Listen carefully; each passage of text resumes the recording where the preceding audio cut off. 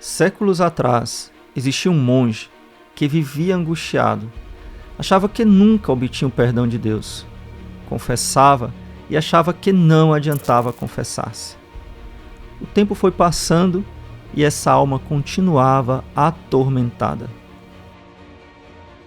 Até que, ao invés dele mudar, dele consertar a sua espiritualidade, de entender como funciona a real busca da santidade, como vários santos que sofreram desse mal fizeram, ele abandonou a vivência da fé católica e começou a falar contra a doutrina da Igreja, fazendo assim uma revolução que dura até os dias atuais.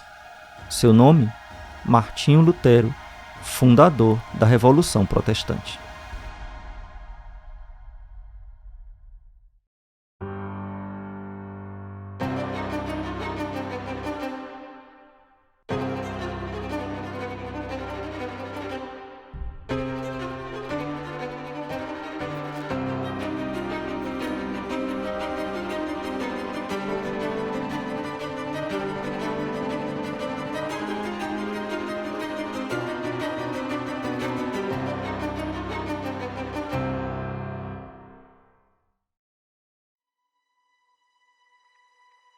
Porque o escrupuloso, ele vê a Deus como se fosse um patrão, né? Ele vê a Deus como se fosse alguém que está cobrando dele, está exigindo dele.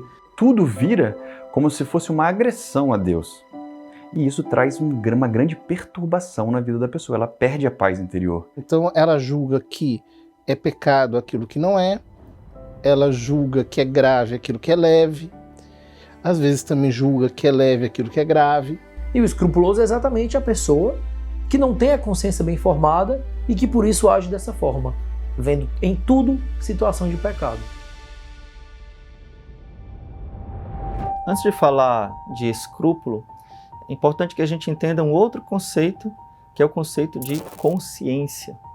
Então, o que é a consciência? Em palavras muito simples, é aquela voz de Deus lá no fundo do nosso coração que nos diz o bem que devemos fazer e o mal que devemos evitar.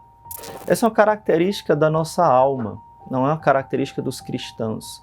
Nós não recebemos isso como uma graça extraordinária de Deus, como um dom do Espírito Santo. Deus nos criou assim, capazes de amar, capazes do bem. Porém, o pecado original, ele meio que atrapalhou o funcionamento da consciência. Então, todos os homens querem o bem, mas o que é o bem? Todos os homens rejeitam o mal, mas o que é o mal? Então isso ficou um pouco confuso na cabeça das pessoas, no coração, na alma das pessoas.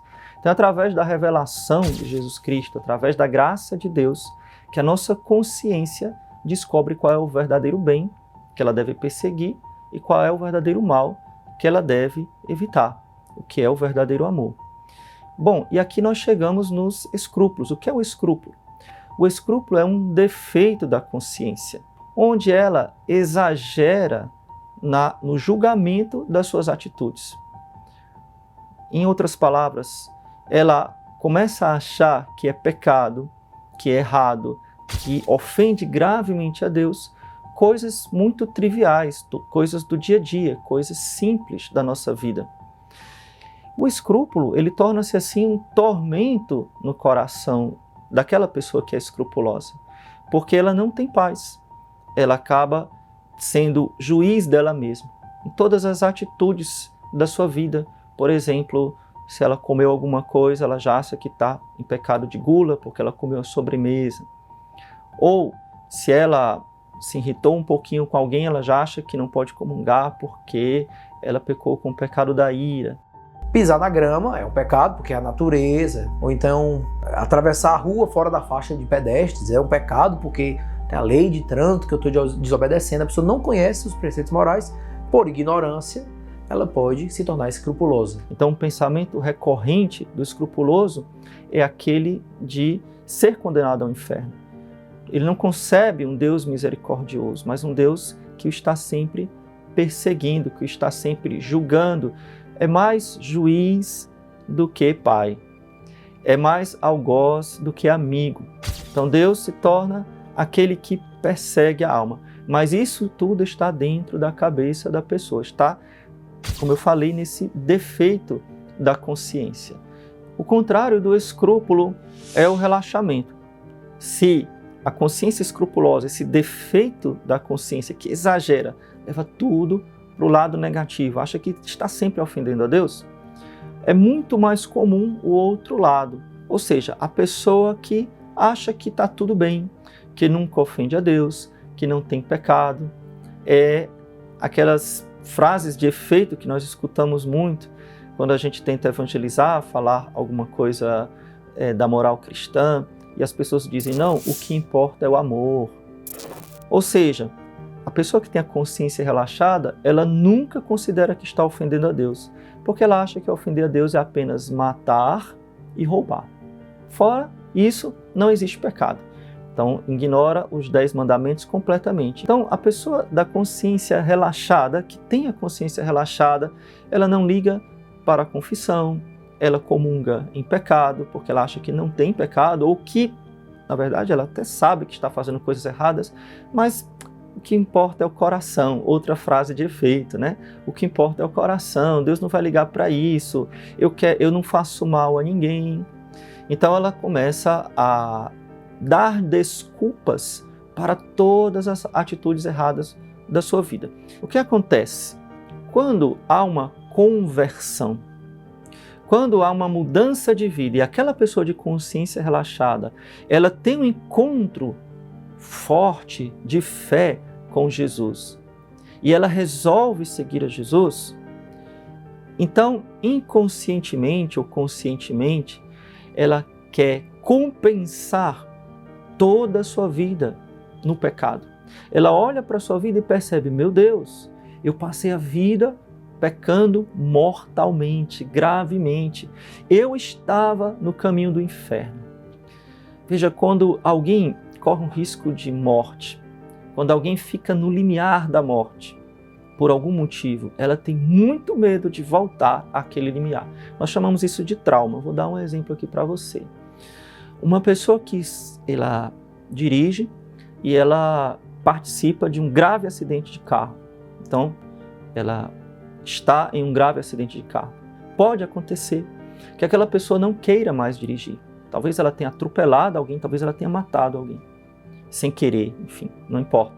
Mas ela sofreu ou participou de um grave acidente de carro. Por um tempo, ou talvez por muito tempo, ou talvez até por resto da sua vida, aquela pessoa não vai mais querer dirigir. Ou uma pessoa que está num barco e o barco naufraga e por pouco ela não morre afogada. Dificilmente ela vai querer fazer um cruzeiro. Dificilmente ela vai entrar numa lancha de novo. Então, mesmo que não tenha perigo nenhum, entrar numa lancha, entrar num barco ou dirigir normalmente, não tem nenhum perigo. Mas porque ela sofreu aquele perigo de morte, ela evita aquilo que não tem perigo. Vamos voltar para o lado espiritual. Então a pessoa percebeu na sua vida toda que ela estava caminhando para uma morte eterna, não a morte física. Ela estava arriscando a sua salvação. Então, ela agora quer se afastar o máximo possível e ela fica com medo, inclusive de fazer coisas que aparentemente não tem perigo, mas que ela cometeu graves erros. Então, por isso, o primeiro sinal da pessoa, o primeiro motivo pelo qual a pessoa se torna escrupulosa, isso não é um ato da vontade, não é consciente, isso é algo que acontece como um trauma, vamos falar assim, para a gente entender melhor. Então, o primeiro ato é quando a pessoa que tinha consciência relaxada, ela se converte, ela tem um encontro com Jesus, ela que não amava Jesus, ela passa a amar Jesus. Então ela tem um medo terrível de desobedecer à lei de Deus. Ela tem um medo terrível de ser condenada ao inferno. Ela tem um medo terrível de voltar àquela sua condição anterior de relaxado. Por exemplo, ele vivia lá, não sei aonde, fazendo não sei o quê, de repente ele começou a ouvir uma palestra, uma live de um influenciador, de um filósofo, de um professor qualquer, ou de um sacerdote, e aí ele se converte, ele começa a estudar, ele se converte intelectualmente, mas ele não passou por uma conversão em sentido profundo. que significa isso, né? Precisa entender o seguinte, que no cristianismo não sou eu que me salvo. Quem me salva é Jesus Cristo. Portanto, eu posso ser o melhor cara do mundo. Sem Jesus, em princípio, eu vou para o inferno. Porque eu preciso dele, é ele que me salva. Então, não é sobre mim, é sobre ele. Agora, é claro que isso não significa que não existe moral, né? Então a pessoa pode dizer, não, então é só crer em Jesus, está tudo feito. Não, não é assim. A fé em Jesus vai colocar uma nova exigência de moralidade, até muito mais alta e mais firme, mas ela está muito baseada na interioridade. Então, na prática, um escrupuloso, ele é um pagão. Por quê? Porque ele está achando que ele é o seu próprio Salvador. Então, a imagem que ele tem de Deus é a de uma espécie de um escrutinador que está com uma tabela na frente, calculando os pontos que a pessoa cometeu, e se ela falhar muito, ela vai para o inferno, né? O escrupuloso, ele quer fazer a sua santificação pessoal pelo seu próprio esforço. Ele quer realizar pela sua própria intenção, pela sua dedicação à sua própria santificação. Ele não concebe que a santidade, a santificação é uma graça de Deus, mas ele acha que é um esforço dele e que se ele se esforçar muito, ele vai conseguir ser santo. Só que isso é impossível. Eu não posso fazer essa relação de causa e efeito. Eu vou dar um exemplo aqui para você. No mundo natural, né, na nossa vida natural, como isso é possível, mas na vida espiritual isso não é possível. Vamos lá. Se eu quero ser um bom tocador de violão, se eu quero ser um bom violinista, um bom pianista, eu vou me esforçar muito, eu vou treinar todos os dias, eu vou ter aulas, eu vou pegar toda a teoria, a técnica e com o passar do tempo eu vou me tornar muito bom.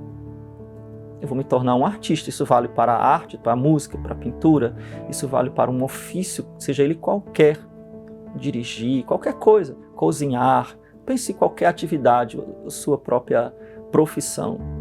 Então, a prática leva à perfeição, não é verdade? Isso, no âmbito natural, é verdade, mas no espiritual não é verdade. Porque nós não nos santificamos com a prática, não nos santificamos com esforço. É a graça de Deus. Querer fazer isso pelas nossas próprias forças nos leva a encontrar o impossível. Ora, foi o que o povo do Antigo Testamento fez construindo a Torre de Babel. Eles quiseram construir uma torre com seu próprio esforço para alcançar a Deus. A gente acha engraçado, né? Essa história da Bíblia. Nossa, que povo bobo, achando que iam subir tão alto na torre que iam chegar até Deus. Claro que isso é impossível. Pois é, este fato, este acontecimento é imagem também do escrupuloso. Ele quer construir uma torre de Babel, fabricar os tijolos da sua santificação, se esforçar ao ponto dele se elevar até Deus. Bom, entendendo que não é possível e que ele se vê encurralado, simplesmente abandona a torre, ele desiste. E Deus não pode fazer nada porque Deus espera e confia na nossa liberdade. Então, o grande mal do escrúpulo é afastar-se de Deus, é desistir da oração, é desistir da confissão. Já encontrei muitas pessoas nesse estado. Padre, fazem 2 anos que não me confesso, 3 anos que não me confesso. Por quê, meu filho? Porque eu simplesmente não consigo confessar.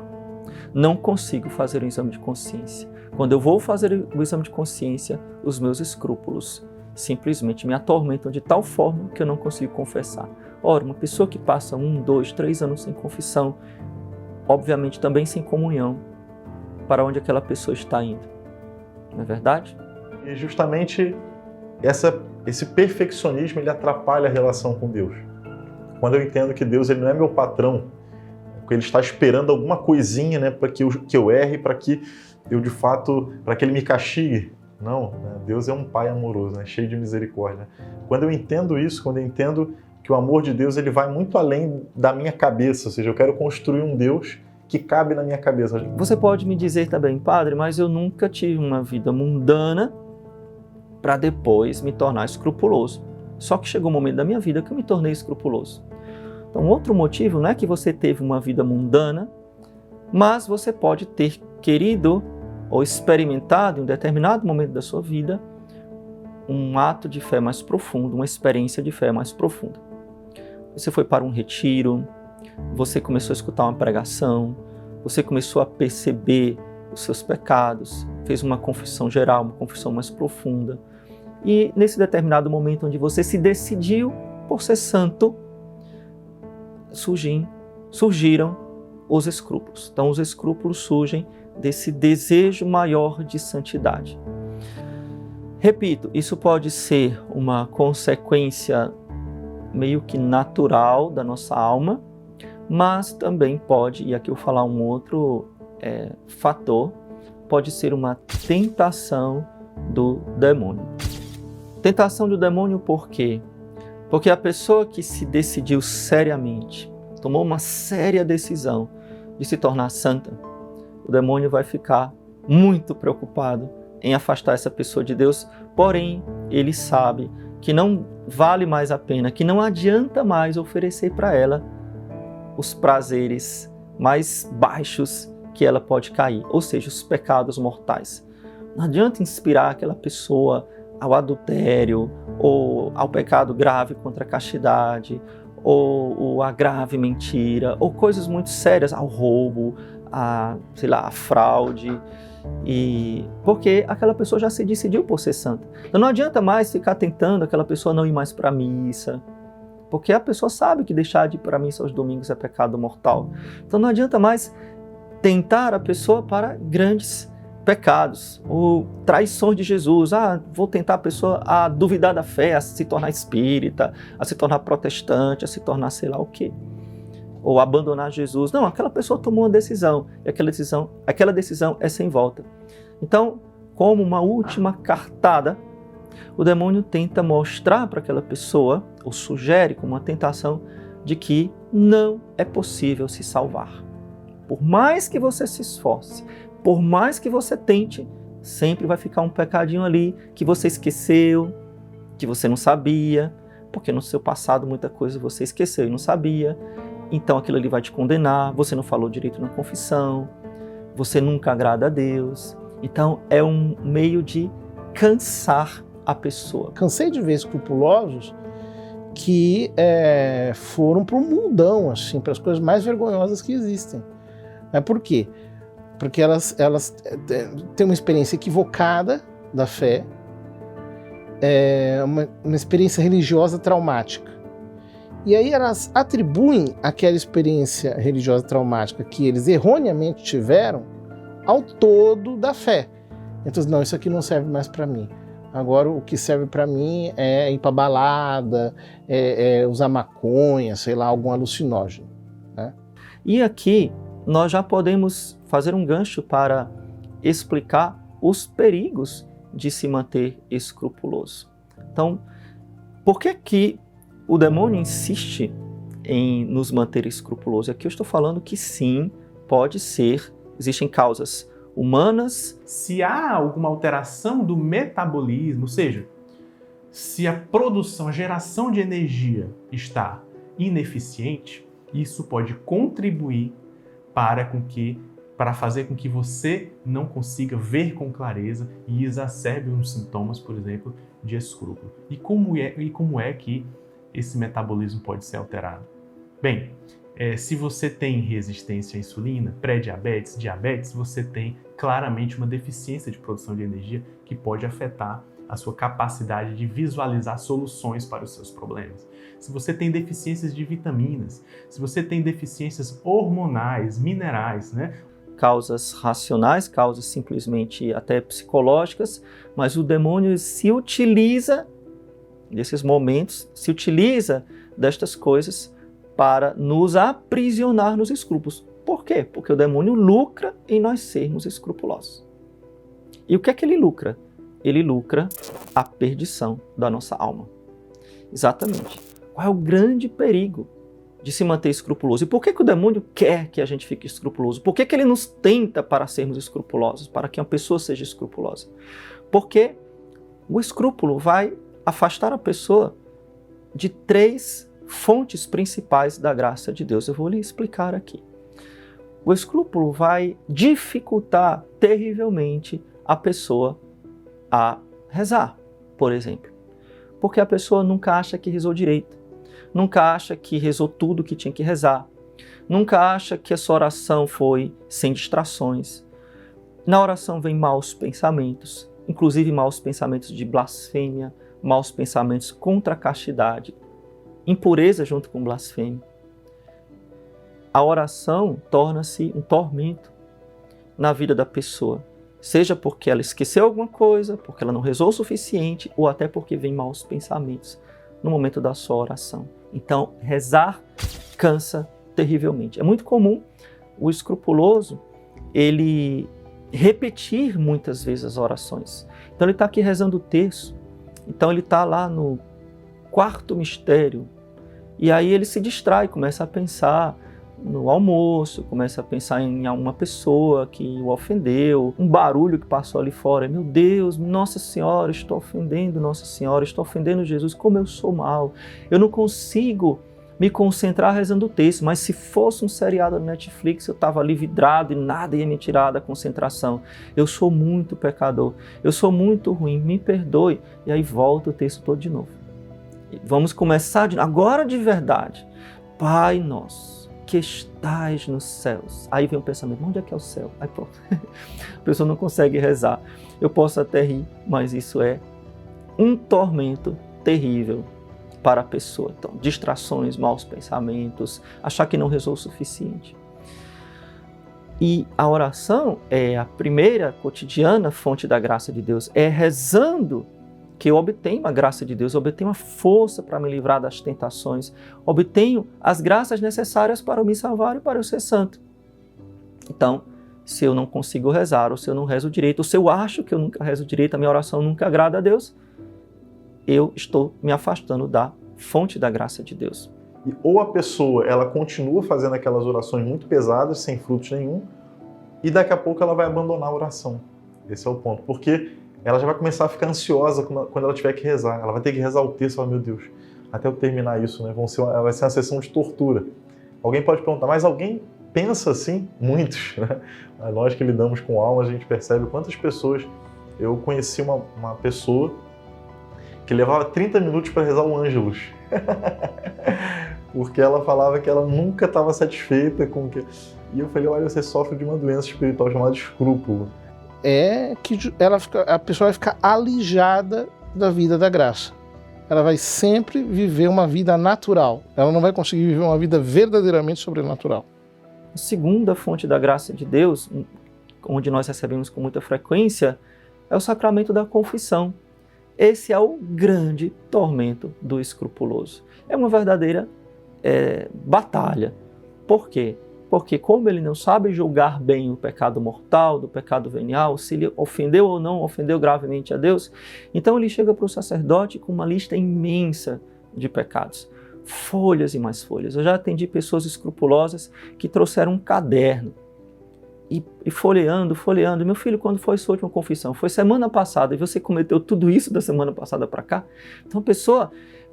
confessava os mínimos movimentos do seu coração, como aquele que eu falei, fui dar esmola ao pobre, mas eu não fiz com honestidade, com sinceridade, logo pequei por orgulho, por vaidade, e aí começa a dar nomes bastante sérios a imperfeições, orgulho, vaidade, inveja, desejo de me amostrar, etc, etc, etc. Então, o escrupuloso não consegue confessar com objetividade, ele tem muita dificuldade em fazer o seu exame de consciência. E aqui entra um problema muito sério, porque o exame de consciência é infinito. Uma vez uma pessoa, não sei quem foi, porque faz alguns anos isso, né? Então foi pela internet, eu não faço a mínima ideia de quem foi, mas eu vou contar um exemplo. Uma pessoa uma vez me disse, eu nem tinha esse trabalho que eu tenho agora na internet, no YouTube, isso foi antes. Então a pessoa veio me dizer, padre, eu, antes de dormir, eu tenho um caderno e eu vou fazer meu exame de consciência, eu começo a escrever. E eu tento lembrar tudo que eu fiz no meu dia e tudo que eu possa ter feito anteriormente. E quanto mais eu escrevo, mais eu lembro de coisas que eu posso não ter confessado quando eu era jovem, quando eu era criança, quando eu era adolescente. Então eu vou anotando. Ah, mas e o número? Ah, mas os agravantes e não sei o quê. Resultado, a pessoa disse, né, isso a pessoa me disse com um grande pesar, uma grande dor, um tormento horrível que ela tinha, que ela só parava de escrever quando mais ou menos 3 horas da manhã, quando ela desmaiava na cama com o caderno na mão. E no outro dia ela acordava e repetia o mesmo ritual. É uma psicose já. Então a pessoa não conseguia fazer exame de consciência. Bom, isso não é comum. Estou mostrando o nível que pode levar o escrúpulo, por exemplo, no exame de consciência, que é a preparação para a confissão. Então, pessoas que escrevem páginas e mais páginas. Então a pessoa tinha vários cadernos e ela queria levar esses cadernos para o sacerdote. O que acontece? Lá para a 4ª, 5ª página, ela já estava repetindo os pecados que ela colocou na primeira, porque ela já não lembrava mais. E ela continuava com essa neurose incrível. Então, o exame de consciência torna-se um tormento para o escrupuloso. Então ele passa o dia inteiro examinando a consciência. Não somente antes de dormir, ou não somente antes da confissão, mas ele passa o dia inteiro examinando suas atitudes. E coisas que são ridículas, né, que são irracionais, que são de extremo exagero. Ora, se ele não sabe fazer o exame de consciência, ele não sabe confessar, então a segunda fonte da graça que o escrupuloso se afasta é da confissão. Chega uma hora que ele cansa. E a terceira, óbvia, fonte da graça, a principal, é o núcleo de tudo, é a Santa Eucaristia, Santíssima Eucaristia, a comunhão. Então o escrupuloso, ele não se acha digno de comungar em nenhuma hipótese. Até mesmo tendo acabado de confessar. Então, já encontrei muitas pessoas assim também. E confessam de manhã para poder comungar à tarde. Porque se for no outro dia, ele já não consegue mais. E mesmo assim, ele passa o dia com medo, antes da missa e durante a missa, com medo de pecar e não poder comungar. Ora, o medo faz com que ele fique com uma certa neurose, com uma certa preocupação exagerada, e ele acaba achando o pecado onde não existe. Então ele acaba se distraindo na missa, olhando para uma pessoa, vindo um mau pensamento, porque a pessoa estava mal vestida, etc, etc. E aí, pequei gravemente, não posso comungar, poxa vida, acabei de confessar, já não posso comungar. Então as pessoas querem relacionar imediatamente ao temperamento melancólico, porque ele é aquele temperamento que quer tudo certinho, né? Que presta muita atenção nos detalhes, então ele acaba cedendo a essa questão do puritanismo também e do escrúpulo. Mas os coléricos também, eles podem estar, né? Eles podem, apesar de eles terem às vezes a consciência um pouco mais laxa, por terem dificuldade de perceber os próprios defeitos, né? Muitas vezes, no anseio de serem os melhores, né, eles acabam tendo esses dramas dentro de si. Às vezes não expressa para os outros, porque os coléricos não gostam de expressar, né, muito os seus próprios defeitos, de deixar mostrar os seus defeitos, mas no fundo do coração, né, acaba havendo essa dificuldade justamente pelo desejo de estar à frente, né? Mas, mais uma vez, os escrúpulos, eles atingem todos os temperamentos, eles atingem todas as pessoas humanas, eles são uma tentação, inclusive, muito comum no nosso tempo. E o escrúpulo está muito próximo do toque, né? O toque ele é diferente, né? O toque ele começa a atrapalhar a própria vida, ele começa a atrapalhar, às vezes, o trabalho, as ações, pessoas que não conseguem ter, de fato, uma vida normal. Então, esse toque, ele, por exemplo, conhecia um rapaz também que ele tinha que fazer 10 orações de libertação antes de dormir, porque senão achava que o demônio ia pegar ele. Né? E ele sofria de toque, né? Ele foi no psiquiatra, ele tomou um remédio. Claro, era algo muito mais grave, né? A gente percebe que nós somos corpo e alma. Então, existem algumas doenças da alma que elas vão somatizando, elas vão se tornando doenças corpóreas também.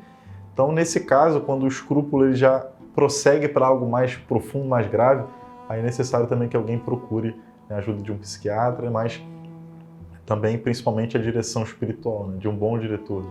Pessoa que tem escrúpulo, que pode ser em vários graus, Tem uma pessoa que tem uma hesitação leve, tem uma pessoa que chega a ter um transtorno, que aí, para assumir o nome de transtorno, isso afeta tudo aquilo que ela faz. Ela não consegue trabalhar direito, ela não consegue ter uma vida espiritual de qualidade, ela não consegue se relacionar com as pessoas. A gente está num momento da humanidade em que há uma pandemia de problemas psiquiátricos, né? Ansiedade, depressão. E quando existe uma pessoa que tem uma leve propensão a ter uma consciência escrupulosa, quando entra toda essa questão do problema psiquiátrico, da ansiedade, ela estoura demais ali o escrúpulo. Na visão da psicologia, os escrúpulos, a gente pode entender como um sintoma. O escrúpulo, pra gente, né, que é psicólogo, que trabalha em clínica, sempre é trabalhado como se fossem ideias, pensamentos de cunho moral, né, que normalmente alcançam ali a base patológica do toque, principalmente, né, que preenche ali, né, aquele conteúdo que nós chamamos de pensamentos obsessivos.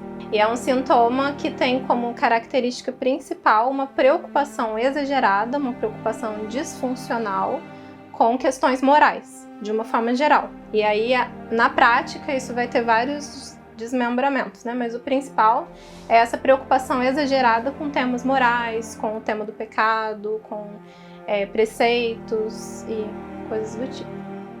E tudo a gente tem que perceber é a profundidade, o quanto isso compromete o sujeito. Porque uma situação é eu ter uma dúvida sobre um comportamento meu, se eu agir de forma reta ou não, se houve uma intenção ou não do outro para comigo ou de mim para com ele. Outra coisa é quando essa dúvida, ela paralisa a minha vida, né? Então há uma estagnação do sujeito e ele começa a sofrer com relação a isso. Então é uma dúvida que permanece durante um grande período. E eu costumo dizer que qualquer dúvida, pensamento ou comportamento que vai afastando o indivíduo da realidade, que vai também deixando esse indivíduo mais longe da sua rotina, que começa a atrapalhar a sua qualidade de vida, o seu sono, a sua alimentação, começa a ser algo patológico, não é? Porque a dúvida, ela é facilmente respondida depois de uma reflexão, você normalmente tem ali uma resposta e consegue fazer a sua ação ou tomar a sua decisão. Já algo que é patológico, não. A pessoa ela vai sentindo aquela inquietação e é como se ela nunca chegasse a uma resposta. Então a diferença é essa, não é? A partir do momento em que aquelas dúvidas começam a afetar a minha consciência, o meu pensamento, o meu comportamento, a partir do momento que eu paro de pensar ou de fazer outras coisas e fico somente pensando naquela dúvida, né, se eu cometi ou não aquele pecado, já passa a ser algo mais patológico, né, algo mais obsessivo, como a gente também comumente chama. Comprometendo o auto-olhar, então ele começa a se perceber a partir dessa dúvida e, claro, são dúvidas que sempre me levam a uma conclusão pejorativa ou catastrófica do caso. Então, nunca o sujeito que tem escrúpulos, ele vai ter uma dúvida e vai ser solucionado a partir de uma compreensão correta do fato.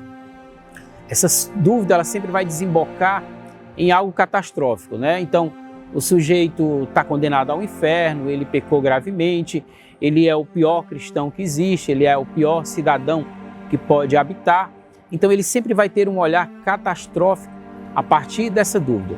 Eu costumo dizer que o escrúpulo, ele tem nome e sobrenome, que é culpa e medo. Então, as consequências de não se buscar a cura, não é, do escrúpulo, não só traz uma consequência espiritual, eu costumo dizer que você não vai conseguir viver a sua relação com Deus, com a sua fé, de uma maneira saudável e da maneira ordenada que essa vida espiritual pede, como também vai começar a te afetar pessoalmente. Você vai começar a ter uma visão de si mesmo distorcida, uma visão do outro distorcida e dos ambientes também. Então, o escrúpulo não tratado, não é? O escrúpulo onde a pessoa não busca ajuda, tende também a gerar outros transtornos, o que é outra consequência. Se eu não trato, eu vou começar a adquirir também outras patologias, como a ansiedade, a depressão, o isolamento social, e isso também vai impedir que eu viva a minha vida, né? Está atrapalhando a vida já, a tendência é aumentar essa proporção de patologização, né? Quer dizer, a vida da pessoa acaba sendo tomada pela doença.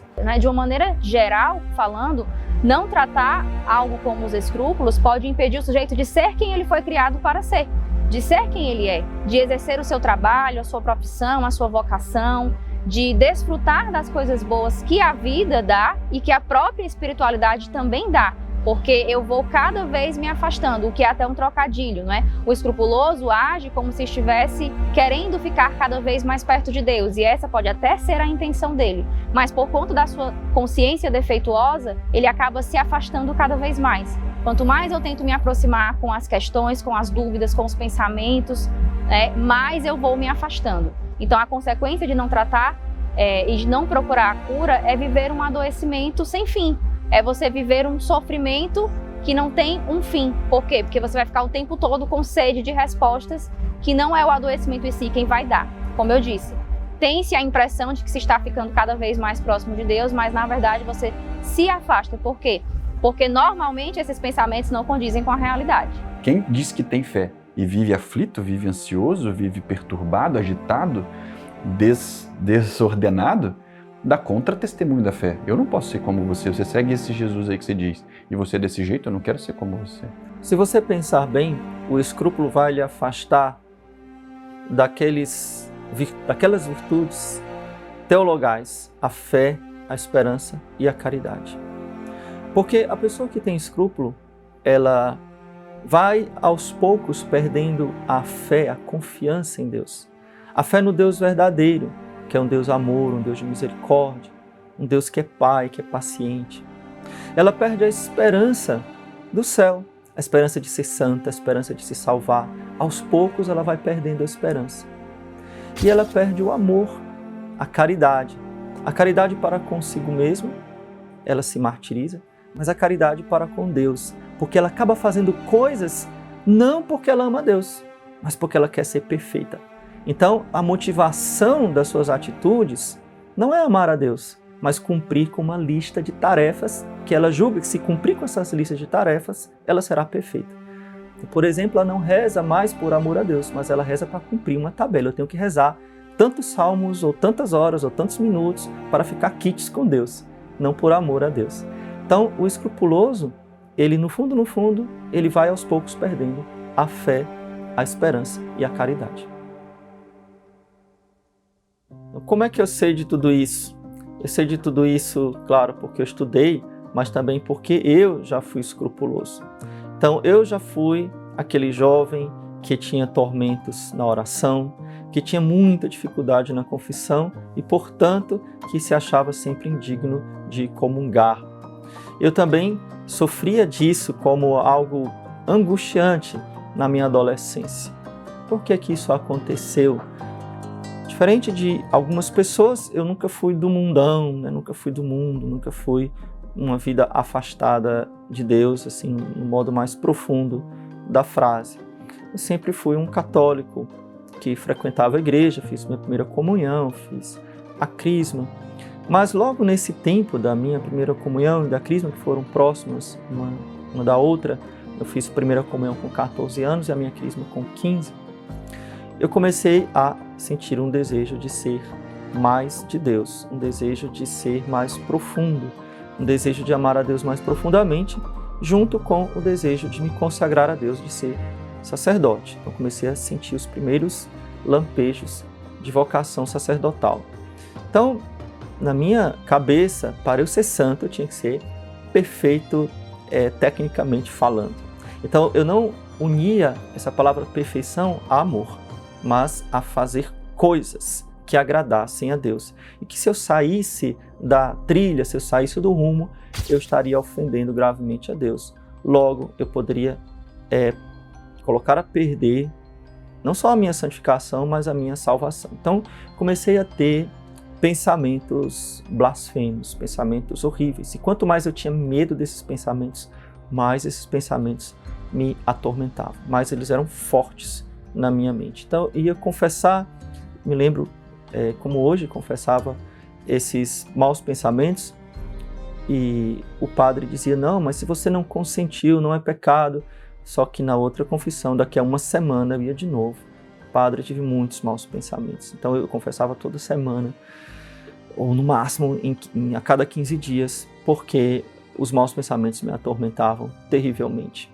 E tinha muita dificuldade, porque eu achava que eu tinha que realmente cumprir estas regras, especialmente com relação à vida de oração.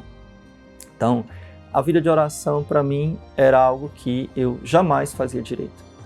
Então, eu achava que para ser santo, para ser verdadeiramente um jovem profundo, cristão, eu tinha que cumprir com algumas obrigações que eu via outras pessoas, comunidades religiosas fazendo. Eu achava que eu, na minha vida de estudante, lá no antigo segundo grau, né, hoje ensino médio, então eu achava que eu, na minha vida lá de estudante, eu tinha que fazer tudo aquilo.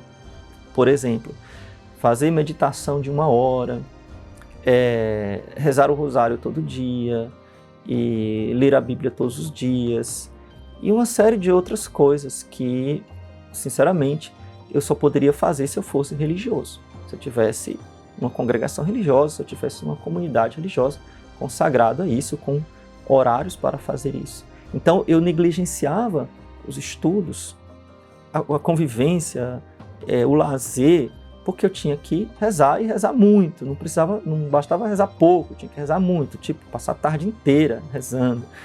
E a mesma coisa no exame de consciência. Então chegava à noite, fazia o exame de consciência, que, repito, não era um exame de consciência onde eu pensava ali o que é que eu fiz durante o dia, mas eu passava o dia inteiro fazendo exame de consciência, né? Porque, não, mas eu fui vaidoso, não, mas eu fui orgulhoso, não, mas esse pensamento aqui foi pecado, será que não foi pecado, será que foi grave, será que não foi grave?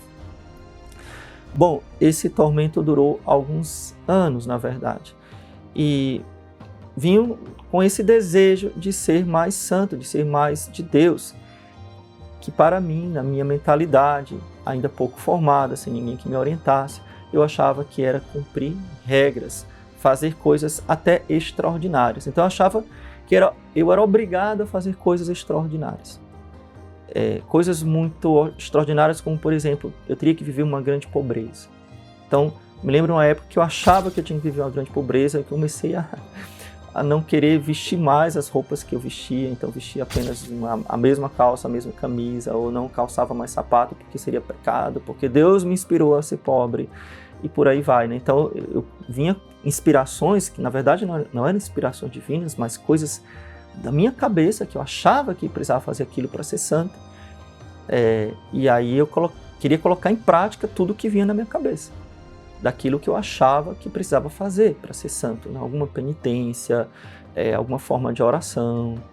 Então, isso por muitos anos. Então eu ia sempre ao confessor e eu tinha uma dificuldade, porque aonde eu vivia na época, e naquela década especialmente, né, nos anos 90, por ali, era uma época muito conturbada, final dos anos 80, início dos anos 90, enfim, eu não sei precisar exatamente, mas era uma época muito conturbada, onde havia muita politização dentro da igreja, havia muito essa mentalidade de que a missão da igreja é fazer a justiça social, que hoje nós conhecemos, hoje está bastante divulgado, a famigerada teologia da libertação. Então, você vai para a missa e o padre só fala de conceitos políticos, sociais e justiça social. Ou vai confessar e o padre diz que eu não tenho pecado, né? Então aquilo ali me atormentava profundamente. Então eu ia confessar e o padre diz, mas você lutou pela justiça social, você defendeu os pobres. E eu pensava, mas eu sou pobre, vou defender como? Fazer o quê? Não, então você não tem pecado, porque isso aqui não é pecado, o pecado é você não lutar pela justiça social. E eu ficava pensando, o que é que esse padre quer que eu faça? Eu não estou entendendo nada. Então os meus pecados não são pecados, mas eu sabia que eram pecados. Então veja que a minha consciência já estava sendo escrupulosa, mas ela piorava dos escrúpulos quando alguém dizia que não era pecado aquilo que era pecado. Eu não tinha alguém que me orientasse, então eu saía procurando bons sacerdotes. Como é que eu encontrava esses bons sacerdotes? Eu acho que a gente tem um pouco de faro para isso, né? A gente vai percebendo pelas palavras do padre, né? Pelos conselhos que ele dá na confissão, né? Pelas orientações, pelas homilias da missa. Você vai descobrindo, nossa, esse padre reza, esse padre tem espiritualidade, esse padre é católico, ele tem fundamento, né? Então você começa a ter um pouco mais de confiança. Então eu saía da minha casa, pegava ônibus, ia para outro bairro, bastante distante, procurando bons sacerdotes. Mas veja que a dificuldade de confessar, seja porque não tinha horário de confissão ou porque o sacerdote que eu procurava era distante da minha casa. Então eu sempre procurava sacerdotes que poderiam me ajudar. E, de fato, com a ajuda desses sacerdotes, né, as orientações, e um erro que eu cometia na época era não ter um confessor fixo ou não ter um diretor espiritual. Eu nem sabia o que era direção espiritual, não fazia ideia do que era uma direção espiritual, do que seria ser acompanhado por um sacerdote. Então comecei a fazer amizade com alguns sacerdotes, na verdade, porque quando eu dizia que queria ser padre, então o padre me acolhia, às vezes tentava conversar comigo, mas eu sempre fui muito retraído, muito tímido, não gostava muito de fazer amizades. E o sacerdote, né, aquela pessoa um pouco distante, tudo, até fisicamente distante, então meio complicado para mim. Mas foi graças a bons sacerdotes que eu encontrei, mesmo não tendo tanta frequência, mesmo não, fora da direção espiritual, mas na confissão, que eu fui aos poucos, lentamente, compreendendo que tudo aquilo que eu estava sofrendo tinha um nome, chamava-se escrúpulo de consciência. Bom, claro que isso foi ficando cada vez mais claro quando eu fui para o seminário, e lá sim eu tinha um diretor espiritual, e lá sim eu tinha um estudo da moral católica, eu tinha um estudo mais profundo, e assim eu pude esclarecer e tirar completamente as minhas dúvidas. Mas foi um crescimento espiritual que, sem a ajuda dos meus confessores e depois no seminário, né, quando eu já estava praticamente curado, mas eu precisava ainda reforçar isso. Então, sem a ajuda do meu diretor espiritual, dos meus diretores espirituais, dos meus confessores, eu diria que isso seria muito difícil ou praticamente impossível. É possível se livrar dos escrúpulos até um certo ponto. O que eu quero dizer? Tirando pessoas que são patológicas, né? Então, por exemplo, pessoas que têm transtornos obsessivos em níveis muito altos que vão precisar usar medicação para o resto da vida. Tirando esses casos, que são bastante extremos, né? Se a pessoa tiver uma formação moral correta, se ela tiver uma conversão genuína, e se ela tiver uma vida espiritual, assim, corretamente impostada, né, no amor a Deus, etc., na fé, na confiança em Deus, ela vai superar o escrúpulo. Já vi muitas vezes isso acontecer. Então, acho que esse é o caminho, você aprender os meios, você conhecer os caminhos através de um bom diretor espiritual. Então, é possível se curar dos escrúpulos, com certeza absoluta. Eu digo isso pelo meu próprio testemunho.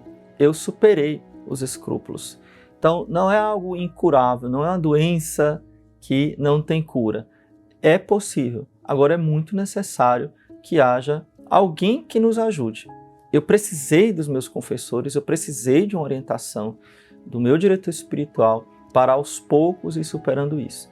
É imprescindível que haja essa ajuda de fora, mas é totalmente possível se curar dos escrúpulos. Foi assim que eu fui curado, foi assim que eu encontrei essa paz, como eu vivia numa profunda angústia. Imagina chegar todos os dias, sem exceção, no final do dia e pensar: hoje eu não agradei a Deus. Hoje eu não fiz a vontade de Deus. Então não haver nenhum dia em que eu vá dormir satisfeito, porque eu sempre achava que faltava alguma coisa. Então, sim, sair desta angústia, sair deste emaranhado, desse laço, é bastante possível. Então, como eu falei, entrei no seminário por uma vocação divina, Deus me chamou, Deus me preparou também. Acredito que Deus permitiu que eu sofresse os escrúpulos também para que eu, superando os escrúpulos, pudessem ajudar outras pessoas. Então, claro, nos meus anos de ministério sacerdotal, já tenho mais de 20 anos de padre, tenho encontrado muitas pessoas que sofrem ou sofreram de escrúpulos, mas especificamente a partir de 2017 eu comecei um apostolado na internet. Esse apostolado fazendo vídeos no YouTube, depois fazendo postagens e vídeos também no Instagram, nas redes sociais de modo geral, comecei a falar da fé católica. E responder às perguntas das pessoas que me seguiam sobre o pecado, sobre confissão. Por quê? Quando eu me tornei sacerdote, logo após a minha ordenação sacerdotal, eu fui para Roma e estudar teologia dogmático-sacramental. E como eu gostava muito da confissão, gostava muito de confessar eu mesmo meus pecados e também de atender as pessoas na confissão, acho um sacramento que muito me encanta, muito me atrai, a salvação que Jesus dá, o perdão que Jesus dá. Então eu me especializei, fiz a minha tese de mestrado, meu trabalho final de mestrado, exatamente sobre o sacramento da confissão. Então por isso, quando eu comecei o meu trabalho na internet, eu falava muito sobre confissão, falava muito sobre o pecado mortal, o pecado venial, e via as perguntas das pessoas, que as pessoas colocavam lá nos vídeos, me falavam no privado, e eram muitas vezes perguntas escrupulosas, perguntas exageradas, perguntas sem sentido, que eu percebia que aquilo ali não era racional, aquilo ali era escrúpulo. Então eu comecei a falar muito sobre escrúpulo, comecei a fazer muitos vídeos respondendo às perguntas dos meus seguidores e também aprofundando esse tema do pecado mortal, do pecado venial, tema da consciência, como se livrar dos escrúpulos, etc. E graças a Deus, através deste apostolado na internet, muitas pessoas conseguiram se livrar desse tormento. Mas você pode até me perguntar, por que eu fiz isso? Nós sacerdotes somos chamados por Deus para salvar almas. Basicamente, fundamentalmente é isso. O que é que fundamenta a vocação de um jovem? Eu quero salvar almas. Se não for para salvar almas, por favor, não entre no seminário. Não vale a pena, não tem outro motivo para salvar almas. Ora, os escrúpulos são um grande perigo para a salvação da alma. Um grande perigo para aquela pessoa que quer ser santa, aquela pessoa que quer progredir na vida espiritual. É uma gigante pedra. Então eu sentia como uma inspiração de Deus e como uma missão falar sobre isso, ajudar as pessoas. Primeiro porque eu já tinha passado por isso e já tinha superado, então sabia como superar isso. E também porque sentia no fundo do meu coração que eu precisava ajudar essas pessoas como uma missão que faz parte do meu próprio sacerdócio. Eu não poderia estar na internet dando formação sem ajudar as pessoas naquelas dores que elas me pediam ajuda. Então estavam me pedindo ajuda sobre isso. Então sentia como um dever poder ajudar essas pessoas, ter que ajudar essas pessoas. Então a grande motivação é, em última instância, a salvação das almas, que é o fundamento da vocação sacerdotal. Então uma dificuldade que muitas pessoas têm, que eu também tinha, era a falta de um diretor espiritual. Então, talvez as pessoas leem livros ou ouvem falar, mas é muito necessário um diretor espiritual, é imprescindível um diretor espiritual. Veja bem, eu também não tinha um diretor espiritual, fui ter diretor espiritual quando eu já estava no seminário. Mas o que é que pode substituir um diretor espiritual? Porque eu sei que para a maioria das pessoas é muito difícil ter um padre que os acompanhe, seja porque os padres não têm uma formação adequada, específica para a direção espiritual, não são todos que têm, ou porque não tem tempo, as atividades são muitas, por N motivos. Então as pessoas têm dificuldade de encontrar um padre que tenha tempo, que possa conversar, que possa dispor do seu tempo para acompanhar estas pessoas. O rebanho é muito grande, de verdade. Então, o que acontece? O que é que pode substituir a direção espiritual? A formação que nós temos sobre os assuntos espirituais, esta formação que eu senti como um chamado de Deus para dar aqui na internet, para aprofundar através de vídeos, através de um conteúdo mais profundo, ela vai servir para me formar espiritualmente. Então serve para que as pessoas possam, ao ouvir, ao tirar as suas dúvidas, ela possa ir tendo como um diretor espiritual virtual, vamos dizer assim, a mim. Claro que seria muito bom que eu pudesse conversar com cada um dos que eu chamo de paroquianos virtuais, que eu pudesse sentar, mas isso é impossível. Somente no YouTube nós temos atualmente mais de 400 mil inscritos, mais de 300 mil seguidores no Instagram. Óbvio que não é possível que todas as pessoas que precisam, que querem ter uma conversa comigo, seja pela internet, seja pessoalmente, não é possível. Mas é muito possível e isso é suficiente porque eu tenho ajudado milhares de pessoas, muitas e muitas pessoas têm dado os seus testemunhos através do meu apostolado, através desse apostolado que, graças a Deus, nós fazemos na internet. É bem possível e que com esta formação, ela possa substituir, ela possa ser aquele apoio de direção espiritual que a pessoa precisa e que gostaria de ter, tendo um contato pessoal.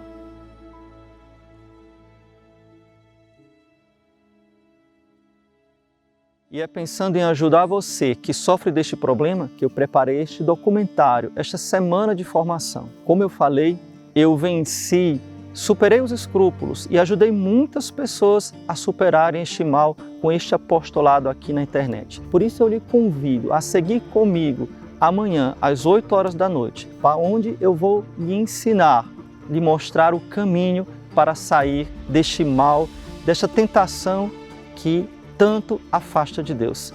Conto com sua presença amanhã às 8 horas da noite. Louvado seja nosso Senhor Jesus Cristo, para sempre seja louvado, e sua Mãe Maria Santíssima.